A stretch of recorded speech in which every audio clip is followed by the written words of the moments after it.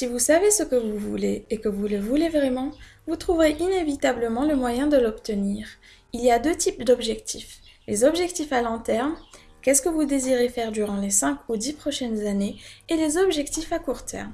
Il faut viser haut, suffisamment pour exiger de nous un effort et nous motiver à l'action, mais il ne doit pas non plus être dans les nuages pour ne pas nous décourager. Demandez ce que vous désirez, mais faites-le de façon intelligente. Ayez foi en vous-même et en vos objectifs. Lorsque vous déterminez des objectifs, il en faut des prioritaires et des secondaires. À chaque fois que vous vous posez un objectif, demandez-vous, est-ce un objectif majeur ou mineur? Et accordez un maximum de concentration à tout ce que vous faites. Si vous voulez rêvasser, et c'est important, faites-le dans les plages de temps que vous vous réservez pour ça. Le reste du temps, concentrez-vous. Vous n'imaginez pas quel effet cela aura sur votre vie. Il est important d'apprendre à se saisir de tout ce qui a une réelle valeur autour de soi. L'arrêt de l'école n'est pas un prétexte pour arrêter d'apprendre. Regardez les événements qui se sont déroulés dans votre vie et tirez-en des leçons. Une expérience peut devenir une denrée monnayable, une source de richesse, mais il n'en sera ainsi que si vous prenez le temps de réfléchir à cette expérience et de la noter dans votre esprit. Apprenez des échecs d'autrui et ne reproduisez pas leurs erreurs. Il y a plusieurs façons d'apprendre d'autrui. Et à mon avis, la plus importante, c'est les livres. Toutes les personnes qui réussissent lisent et relisent. Les livres sont des connaissances infinies. Écoutez les sagesses des uns et les folies des autres. Posez des questions à ceux qui vous entourent et qui ont réussi. Observez les gagnants et les perdants. Observez surtout les gens qui ont réussi à avoir ce que vous voulez.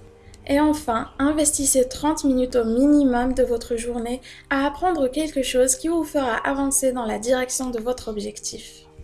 Si vous preniez tout l'argent qu'il y a dans le monde pour le diviser en parts égales et le redistribuer à chacun, ce même argent retournerait dans les poches de ceux qui le possédaient auparavant. Le problème est en nous, alors arrêtons de blâmer les autres. Voici 3 restrictions que l'on s'impose à soi-même. La procrastination. Tout remettre au lendemain est dangereux, car au bout du compte, les journées s'accumulent et le résultat est catastrophique à la fin de l'année. Le blâme, nous pointons du doigt alors que le problème est en nous-mêmes. Tout cela pour défendre notre ego et ne pas faire face à nos faiblesses ni à nos défaites. L'excuse. Les gens font d'incroyables détours pour ne pas faire face à la réalité.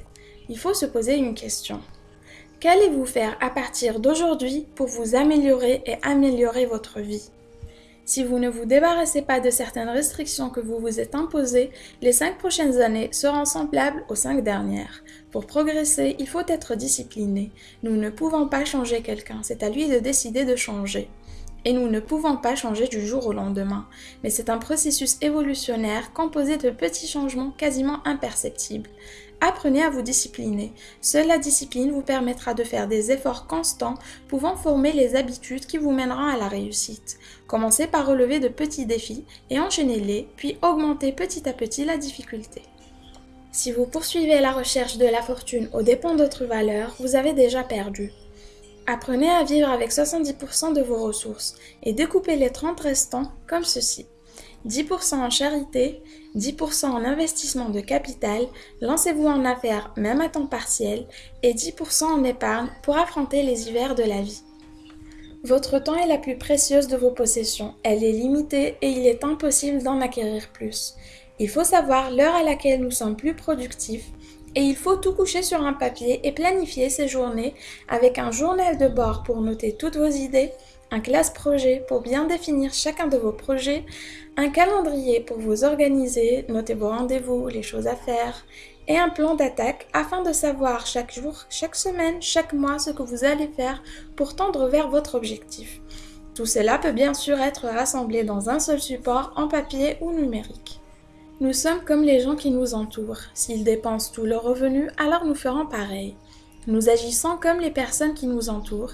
Il faut donc toujours se demander quel effet a cette personne sur moi. Demandez-vous si vos connaissances vous rapprochent ou vous éloignent des buts que vous vous êtes fixés. Si quelqu'un essaye de vous arracher à vos rêves, alors il faut se débarrasser de son influence. Si nous ne pouvons pas, alors il faut la limiter au maximum. Pour enrichir sa vie, il faut déjà privilégier la qualité à la quantité. Il ne faut pas accorder plus de pouvoir à l'argent qu'il n'en possède. Il faut savoir que l'argent amplifie. Par exemple, quelqu'un qui boit, s'il possède plus d'argent, se noiera encore plus dans l'alcool. Pour quelqu'un qui est heureux, plus d'argent lui permettra d'amplifier son bonheur. La clé du bonheur n'est pas la richesse. Le bonheur est un art à étudier et à pratiquer. Plus d'argent ne fait qu'accentuer la personnalité actuelle.